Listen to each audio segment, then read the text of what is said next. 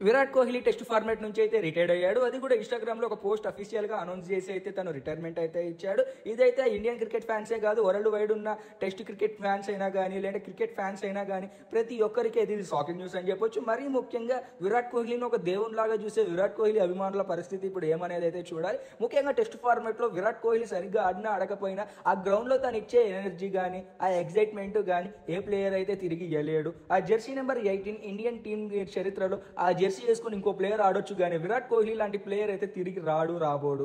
ఎలాగైతే రోహిత్ శర్మ రిటైర్డ్ ఇచ్చాడు, అలాగనే రోహిత్ శర్మ లాగానే విరాట్ కోహ్లీ కూడా విత్ ఇన్ ఫ్యూ డేస్ లో అయితే రిటైర్మెంట్ ఇచ్చాడు. అయితే బీసీసీఐ పెద్దలు ఎంత ఆగమని చెప్పినా, నువ్వు ఇంగ్లాండ్ సిరీస్ లో చాలా మెయిన్ కీ రోలర్ నువ్వు అని చెప్పినా కూడా తను రిటైర్మెంట్ అయితే తీసుకున్నాడు. అయితే తనకు ఒకటైతే అర్థమైంది, తను ఇక మునపటిలాగా అయితే టెస్ట్ క్రికెట్ అయితే ఆడలేనని అయితే తనకు అర్థమైంది కాబట్టి తను రిటైర్డ్ అయినాడు. తన అభిప్రాయాన్ని మనం గౌరవం ఇచ్చి ఇంకా ఓడిఐ ఫార్మాట్ లో తనైతే ఖచ్చితంగా కొనసాగుతాడు.